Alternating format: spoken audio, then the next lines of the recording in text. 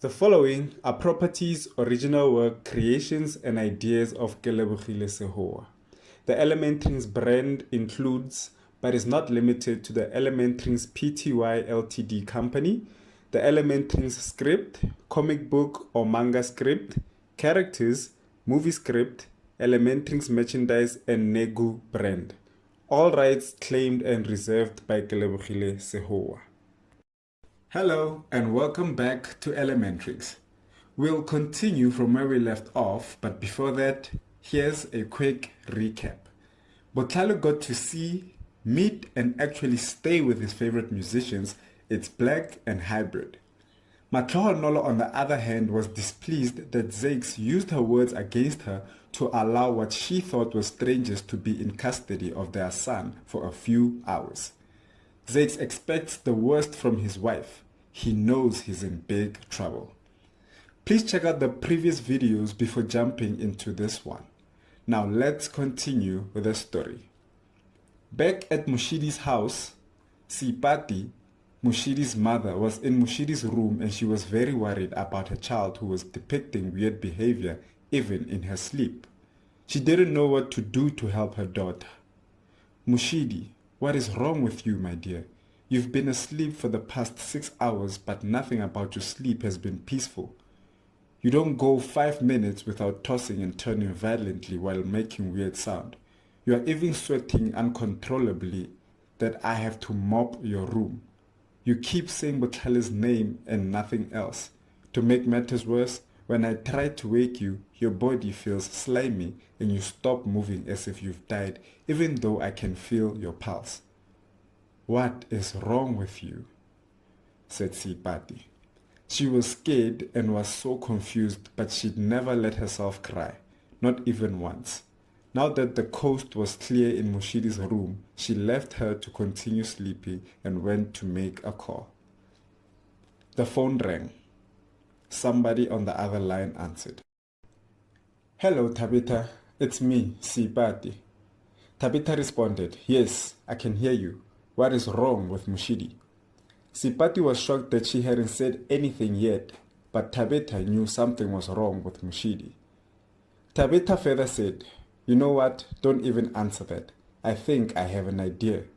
Go get the parent of the child whose name Moshidi keeps calling out and call me when you are with them. Make sure not to include any other people in this. And I mean don't include anyone else whatsoever. Now hurry. Tabitha then hung up. Sipati didn't waste any time and quickly went to Botlale's house. She knocked for about 15 minutes, but no one came to answer her. She didn't know they were not available.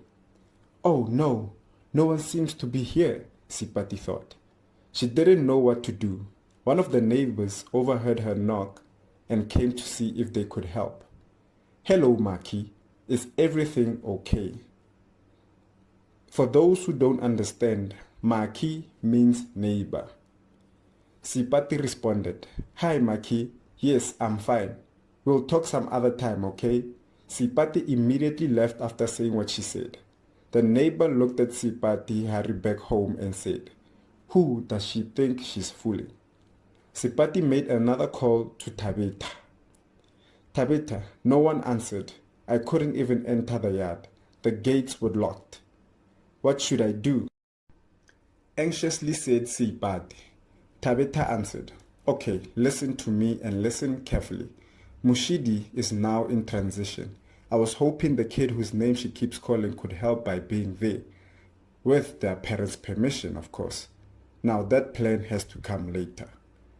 You, on the other hand, have to stay strong and try not to worry about Moshidi. Her transition is about to end and all we can do for now is wait until that happens. Sipati, listen to me. Stay away from Moshidi until her transition is over or one of you will die. This was too much for Sipati to handle. I don't think I can leave her like that. I have to try something, Sipati said. Tabitha then sternly said, You stupid woman. Do you want history to repeat itself? I know she's your daughter, but she's my niece and my late brother's daughter as well. I know more about this than you could ever imagine. Tabitha's words made Sipati follow suit and she decided to stay away from Moshidi for the time being. Sipati had reached her limit. She couldn't hold it in anymore. Then she started crying. She then said, "I understand." And then she hung up. Sipati switched on the TV and put it on mute and sat on the couch and watched it. She wanted to hear Moshidi and every sound she'd make during her transition. Sipati did all of this while crying and she couldn't stop. Back at Main Lane Mall, 20 minutes had gone by and Botlale's family was still getting to know the mall and all its corners. As they were exploring, Matlohonolo saw a store named Homeware. Her eyes brightened up like that of a little school girl. Matlohonolo then says, "Ooh, it's time for shopping." She then walked towards the store. "Follow me. My home is going to look magical. I can just see it," Matlohonolo says to everyone. They all follow her inside and it really was a sight to behold.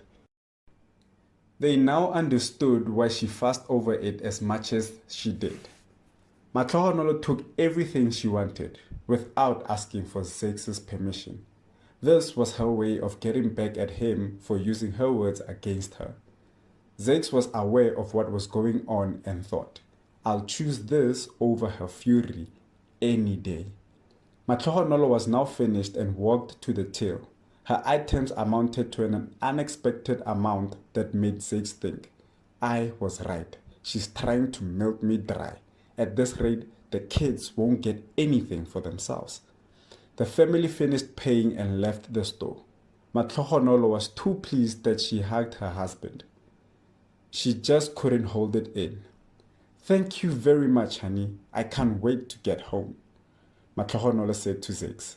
Zakes didn't say anything, but he did hold her a little bit tighter to reciprocate his wife's affection. "I think she won't resort to killing me. Thank goodness." The shopping took Matlohonolo 30 minutes. Tlalefang looked at his father and said, Dad, since Mom got what she wanted, what about us?" Zakes laughed a little and said, "I wouldn't bring you guys here and not get you anything. Come on, help me find a toy store." The boys were excited that it was their turn to get what they wanted. The only downside was that Botlale wasn't there with them. And that's the end of the 16th release. As you all heard, Moshidi, one of Botlale's friends, is experiencing something inexplicable. Well, at least to her mother. She keeps calling out Botlale's name even in her sleep. Her mother is worried and doesn't know what to do. Be sure to turn on your notification bells so you can find out what's going on with Moshidi and why. Thanks for tuning in and bye for now.